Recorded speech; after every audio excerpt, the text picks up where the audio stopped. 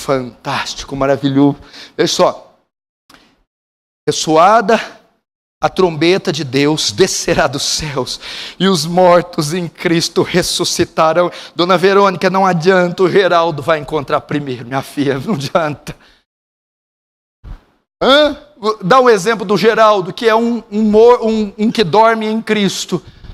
Mas o Geraldo, dada a palavra de ordem, esse corpo vai se recompor, vai se unir à alma, e este homem ressuscitará dos mortos para encontrar com aquele que desce dos céus nas regiões celestiais. Sua tia, seu irmão, seu primo, seu pai, seu pastor, qualquer um bendito que você conheceu e que morreu em Cristo. Ou a você que está com os exames meio estranhos, que já passou certa idade, que sente que está chegando o seu fim. I have good news for you. Eu tenho boas notícias para você. Você encontrará Ele primeiro. Você ressuscitará primeiro. A morte não tem a última palavra.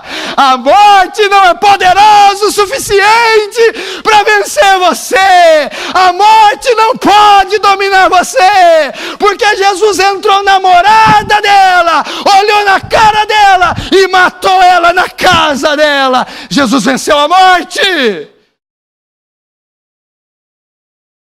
E você ressuscitará.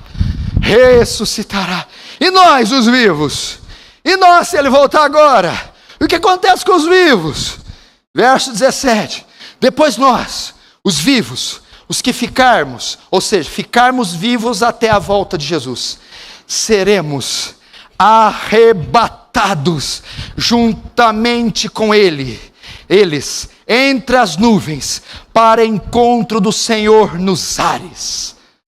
Aí o consolo não é só porque isso vai, porque agora está muito gostoso porque os que morrem. Pastor, se você continuar pregando desse jeito, eu vou desejar morrer hoje. Não morre não, filho, precisa de você. Fica aí. Mas nós os vivos, nós também vamos fazer um negócio diferente com a gente. Nós os vivos seremos arrebatados. A palavra é retirados, sacados, arrancados daqui. Os vivos serão arrebatados. E no arrebatamento acontece a glorificação do corpo. A glorificação do corpo significa a imortalidade do corpo. A incorruptibilidade do corpo se dá na ressurreição com os mortos. Mas e os vivos? Quando forem arrebatados, são transformados. Aí se encontram os mortos em Cristo ressuscitados e glorificados. Depois vem a segunda leva, os vivos, arrebatados e glorificados. E vai fazer o quê? Vão se encontrar com o Senhor nos ares. Que encontro glorioso! Que encontro glorioso!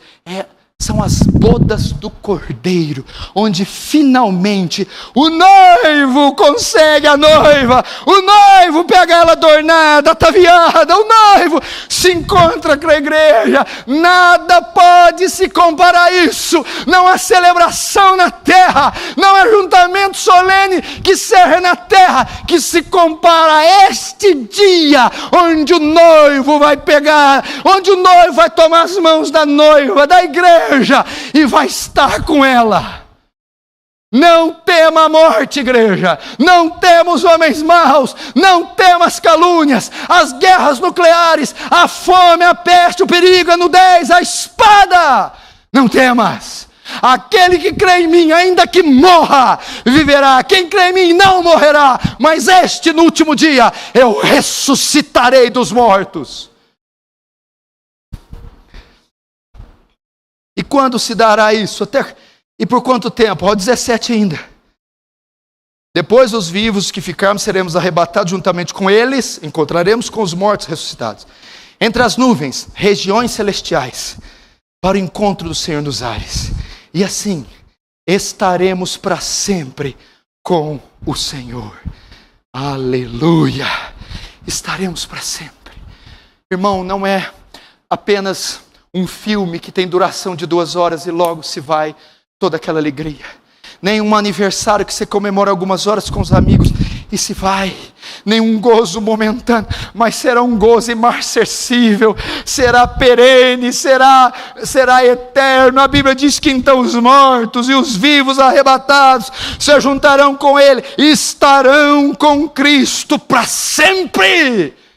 Sempre, toda eternidade. Que verdades benditas. O que é o tempo perto da eternidade? Está cansado, filho? Está com veieira, está com 50, 70, 80 anos. Está com dor, está com crise, está ansioso. Querido, são só um punhado de anos. São só algumas décadazinhas. Depois que você passar essa barreira, você encontrará com Ele. Você encontrará com Ele nos ares. Você encontrará com Ele nos ares e ficará com Ele para todo sempre. Sempre, sempre, sempre. Amém? Verso 18. Consolai-vos, pois, uns aos outros, com estas palavras. Eita! Paulo é o cara, meu. Aí ele faz esse trechinho aí. Olha, eu estou com pressa, vou escrever isso aqui, eu tenho coisa para fazer. E ele fala assim, dorme com esse barulho. Chora agora. Chora. Chora agora. É isso que Paulo está falando. Ai, dorme com esse barulho. Ai, cadê? Qual é o problema? Não tem problema. Consolai-vos, pois uns aos outros, com estas palavras. Quais palavras? A morte não tem a última palavra. Quem crê nisso diz amém.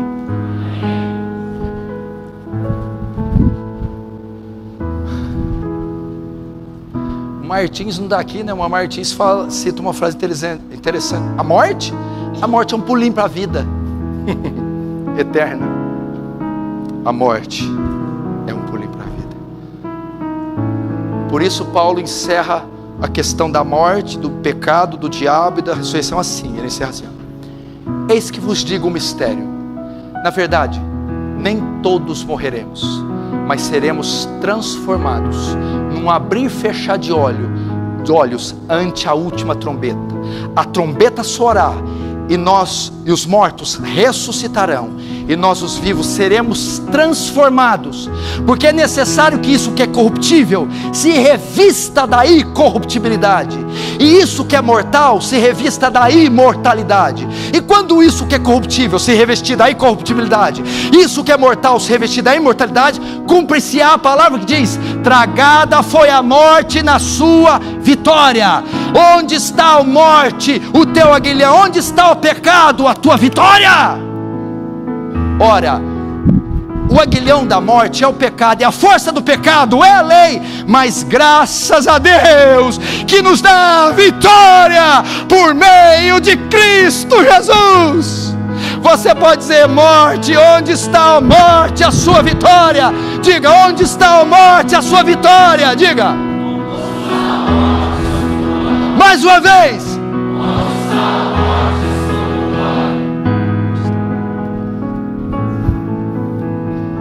Ela perdeu. Jesus matou a morte. Joe Owen escreveu um livro assim: a morte da morte na morte de Cristo. Entendeu? A morte da morte na morte de Cristo. Com a morte de Cristo na cruz, Ele mata a morte. Sabe o que Jesus fez com a ressurreição? A morte estava ali. A morte prendeu, todo mundo era dela. Ela mandava e desmandava, é meu. Ela tinha um galpão, um pavilhão, estava tudo ali. Quando Jesus morreu, ressuscitou, morte. Aí a morte, não. Ela teve que abrir o galpão e foi saindo de fileirinha, um por um. Ela venceu, ela derrotou. Você não tem domínio sobre esses. Solte-os. Foi isso que Jesus fez. Venceu ela na morada, fez um limpa com a morte. Pobre morte. Quem crê em Cristo tem a vida. Quem crê em Cristo diz amém. Só aquele que crê na vida eterna curva a cabeça, fecha os olhos.